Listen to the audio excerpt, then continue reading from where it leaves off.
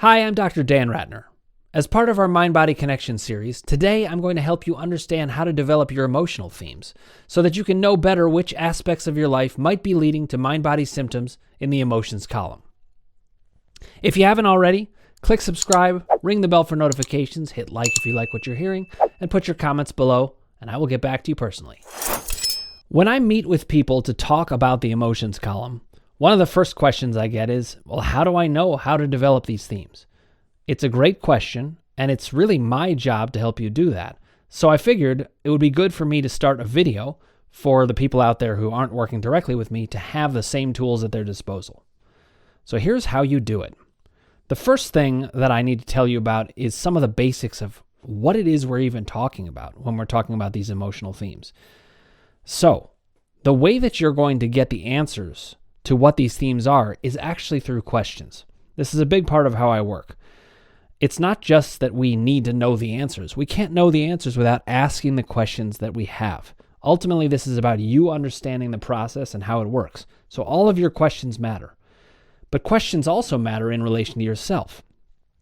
As an example, if you don't know what your emotional themes are, there's a question in there already. What are my emotional themes? Then you might start to break it down in terms of different parts of your life. Do I have a particular emotional theme that is upsetting to me and could lead to symptoms in my marriage? Do I have it with my children? Do I have it at work? Do I have it with my career path in general? And one thing that I wanted to say is that the type of emotional themes we're looking for are big ticket items, always. This is not about, oh, I wanted to go to the baseball game and it got rained out. That's not going to do it. It's not going to be things like, I tried to interact with somebody and they weren't friendly. That's not going to do it unless it mirrors something bigger in your life. So we are looking for very big themes that we can sum up in a polished statement that really get at the heart of what's going on in that emotional theme. Again, why are we doing this? We are doing this because if you know your emotional themes and you're having symptoms, and let's say you're having an onset of a new symptom or an uptick in a symptom, that's when emotions apply the most. You'll be able to look at these different themes and say, okay, I can see which one of these might apply. So I just said big ticket items are the way to go when you're thinking about themes. There's a couple of other things that can describe these types of themes. One of them is they tend to be connected to your childhood experience. Your childhood experience is a roadmap of what happens to you in your adult life. Not necessarily what happens to you, but how you experience it. So if you had an experience of people didn't pay a lot of attention to you as a child, and then that happens in your adult life, well, that's mirroring your childhood experience. And one of your themes might be, people don't pay attention to me because, actually, you know what? I'm going to hold off on that because I'm going to show you how that can develop into a bigger theme. So I'll get back to that, why people aren't paying attention and how that could be polished into a specific theme. Another part of the types of themes we're looking for are things that connect to your core narrative. So if you haven't been watching these videos that I've been doing so much and you're new to the experience, you might not know what I'm talking about. There is a video that I did. It is on the power column. It's the Mind-Body Connection series on the power column. You want to look at that particular video. That will give you an idea of the core narrative and what I'm talking about. But the gist of it is, who are you at your core in a positive and accurate way that can be applied to all of your emotional themes? There's also a video on developing self-esteem in the how-to series. That also gets at the core narrative, and I'm going to be putting out a video on how to develop the core narrative, so stay tuned for that. Another type of thing that tends to fit with a lot of the emotional themes that we're going to get to are trauma experiences. Now, I want to be clear about what I'm saying with trauma experiences. That doesn't have to be something like a rape or witnessing a murder or being physically assaulted. That is all trauma, and there's no question. And these things can relate to the emotional themes of something like, I'm not safe, or the world is malevolent. These are the kinds of big, broad themes that we're looking for. It can also relate to what I call little t trauma. Things like, I was in school and people just didn't seem to gravitate towards me. It was hard to make friends. That's a trauma. That's a lowercase t trauma. It's not the kind that everybody would necessarily experience this trauma, but it is a broad picture and it could fit into this emotional landscape of the themes. Here's another thing to keep in mind. They can be themes that are related to hard things or good things that lead to symptoms. A lot of people get symptoms when they get a promotion or when they get married or when they have a kid. And it can be partly because of old themes of, I'm afraid the good stuff will get taken away from me. So good or bad things can lead to these symptoms and lead to the themes that we need to be looking at. So how do you develop a theme and how do you know it's right?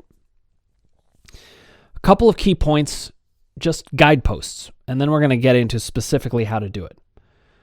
For people who are really emotionally aware, when you develop a theme, it should ring true to you. If you've had a lot of therapy work and you feel like you know yourself well, these themes should ring true in some way. And if they don't, we need to polish it more.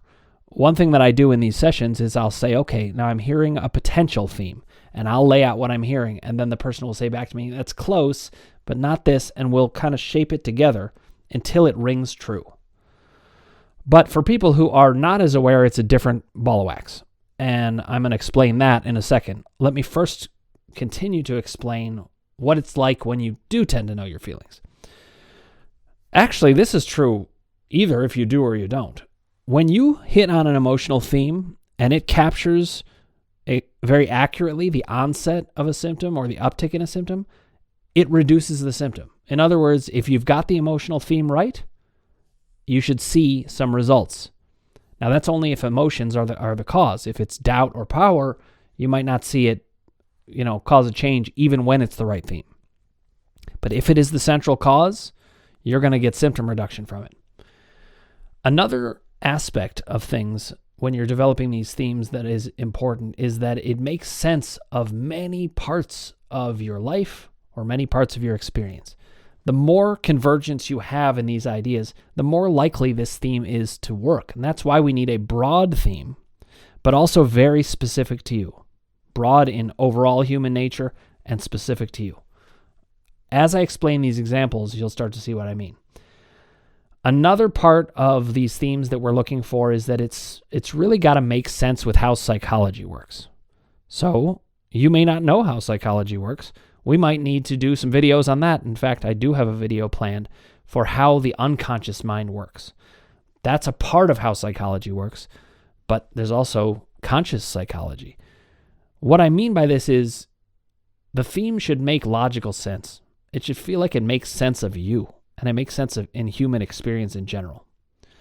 So an example of that is if you're developing a theme and there isn't the question, what's at stake, in there somewhere, something like that, you may not be going in the right direction of developing a theme. You want to develop themes that matter. They make a big difference in your life. So if there's nothing at stake, that emotional theme is not likely to apply. So themes don't make sense unless they explain something that are high stakes. As an example, you might want to ask the question, let's say you're thinking about a particular theme, and you want to think, what does it mean about the core me, or what I need, or what I didn't get? So for those of you listening out there, think about it. Is this making sense to you that these are the types of things that would get you the kind of emotional themes that are a big deal, that could affect you on a daily basis, that could lead to multiple symptoms? The more it's core to you and what you need and what you didn't get, your core self, where it really hurts, that's more likely to get you to the kinds of themes we're looking for. One other kind of tip on developing these themes. With mind-body work, it's not like understanding yourself in therapy. In therapy, there's a lot of work towards understanding the shades of gray, the nuances of things, a kind of broader perspective on life. Well, in this case, to develop a really good mind-body theme, you actually want to get very black and white in your thinking. Because these themes come from childhood, and that means they're going to come from a more primitive emotional structure. So, I'm not telling you to get black and white in your thinking and start to act that way. But you do want to get black and white in your thinking about the kinds of themes that come up for emotional reasons and can fit with the broader picture. Here's a couple of examples of the kinds of things you might focus on that give you some ideas for what kinds of themes. Vulnerability is a big one. Loss is another. Lack of safety is another. Not being seen, heard, understood, or believed. These are broad picture themes that really matter. Something big is at stake in them. Another focus could be the external world's harshness and how it played out for you. Other themes could be about your internal world, how you judge yourself or how you don't like yourself. You could focus on how others have let you down or how you feel you've let yourself down, which chances are you're being too hard on yourself in that, but these are the themes we want to look for. To understand what to do about this, we also need to think about where we're trying to get in the emotional theme. So we need to focus on what it would take for you to get peace. So let's say we go back to that example of people didn't notice me or didn't pay attention to me. Well, first we would have to ask, well, what's at stake? What's at stake is it hurts. Why does it hurt, though? If you're developing this theme, you need to know why it hurts. So this is a purely hypothetical example, but if you're following that theme and it is people don't notice me, you might be saying to yourself, I think it's because I'm not interesting. There's nothing special about me, or I'm not good enough. Now we're getting to heavy material. What's at stake kind of material. And the next part would be what it would take to get some peace. If you don't feel you can get peace, then one of those emotional themes could be, and I don't think I'll ever be noticed. I don't think I'm ever going to be worth it. There's nothing about me that would be good enough. Now, these can sound like very dark themes, but mind-body symptoms hurt as badly as they do because that's how badly you're hurting inside. These themes, though, should sum up whatever aspect of your life you're trying to describe as perfectly as you can get it to be. I'm not trying to be a perfectionist, but I want to hone very specifically how it fits for you. If it doesn't yet, then we need to do more polishing, or we need to drill down further, asking again, well, what's at stake, or why does this matter? And as we drill down and as we polish, we get a more perfectly polished theme that's a lot easier to recognize as the source of symptoms. And when it is recognized in specific, that is when emotionally caused symptoms go down. So the more specific we get, the better. But the more broadly we look at things, the more likely it is to be something that matters. So it's a little bit of a conundrum, but hopefully I've explained that well. Put your questions below if I haven't. Now we're going to get into just some other examples. I gave that example of, nobody paid attention to me. That was an example of how I drilled down and started to develop a theme. I thought what might be helpful is to bring up some other ways that this could evolve to develop themes. Now, an interesting thing you might do is feel free to put a theme in the comments and ask me how to develop it, and we can have an exchange about it. It would be great for all of the listeners out there and viewers to see how this goes. But since I don't have you here with me, I'm going to develop some themes that I've kind of picked out from random that look at a particular aspect of life and develop into a deeper theme. So sometimes I have people come to see me and they say something like, my pain started with my work. I don't like my work. And they say, so I think that's the theme. And I'll say to them, okay, you've got the broad part, but you don't have the specifics. That's not specific enough. We need to know, why don't you like your work? What is at stake? Why does this connect to your core self? Why does this bother you as much as it does? It's no fun to not like your work, but for some people, they don't like their work. It's not the big deal. For other people, it hits them at their core. So one of the first things we need to do in developing these things is to ask questions.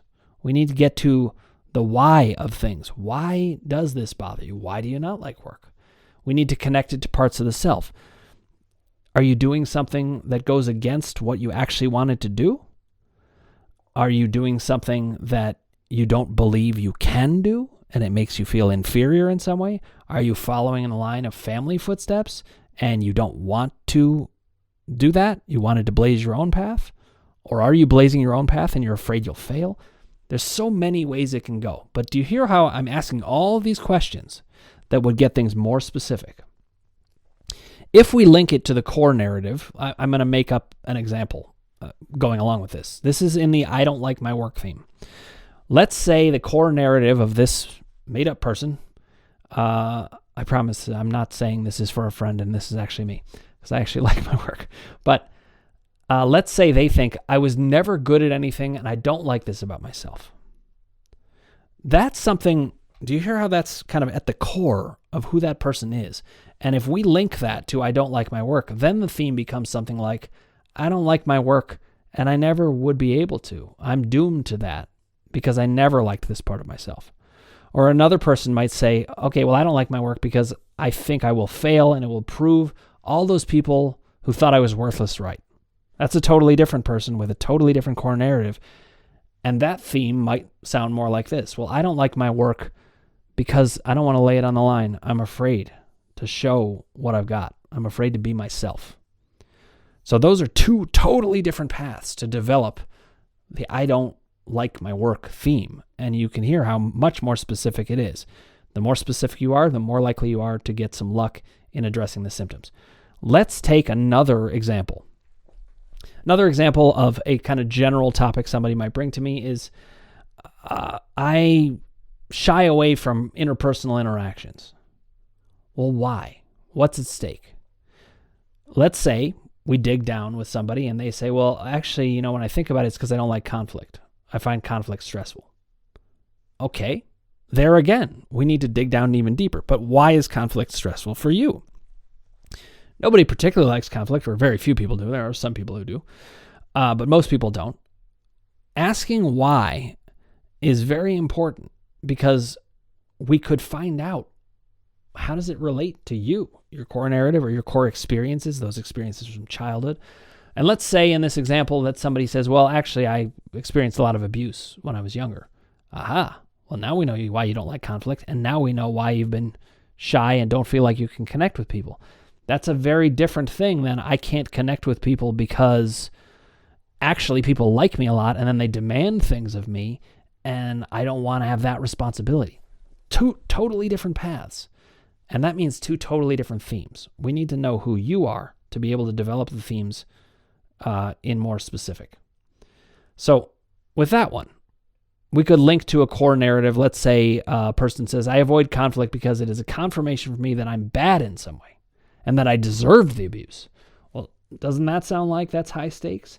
Now we understand why this theme could be causing symptoms. It's higher stakes. It's never a lower stakes thing. Another example that could be a core narrative thing that leads to somebody being shy or wanting to avoid conflict or not being able to get into relationships. I'm scared to do the things I want to in life. But if we ask why and drill down, let's say we find out it's because you fear that even if you did succeed, nobody would care. Do you hear how high stakes that is? These are the kinds of things that develop the kind of themes you need to understand when looking at emotions.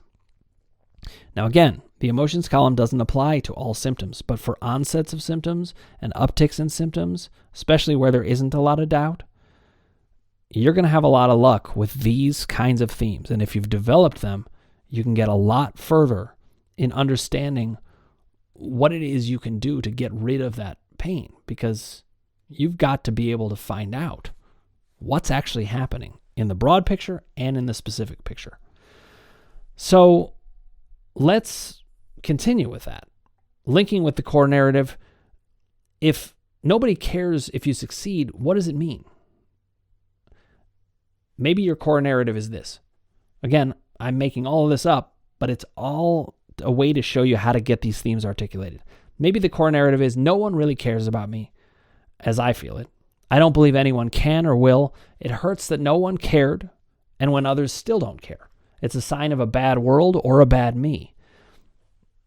These are hugely high-stake things, and these are the kinds of things that when you're having a symptom and you suspect it's for emotional reasons, you want to look at these different kinds of themes. I've given you examples of those themes, but even better, I've given you how you think about these emotions so that you can develop the themes for yourself. feel free to reach out to me to find out more about how you can get your themes articulated. But this is how I do it in my consultation sessions or my group sessions or the upcoming seminars. The idea is to get your themes articulated. We're working with your mind. So what I found is that people learn a ton from these exercises. I can sometimes take one theme and develop it, and suddenly they become very effective at developing their other themes. So what this means is the work that I do with mind-body work is kind of a very effective form of rapid therapy because it brings a knowledge base that's much more specific and much more on point to what is happening. And the great thing is the body will keep us honest. It's the thing will always tell us, are you onto something or not? And it's going to keep talking to us crankily if we're not getting to it. So trust your body and use these exercises to develop your emotional themes. If you haven't already, click subscribe, ring the bell for notifications, hit like if you like what you're hearing, and put your comments below. I'd be happy to respond to you directly. You can also send me an email at dan@crushingdoubt.org. Thank you so much for watching, and good luck on that path.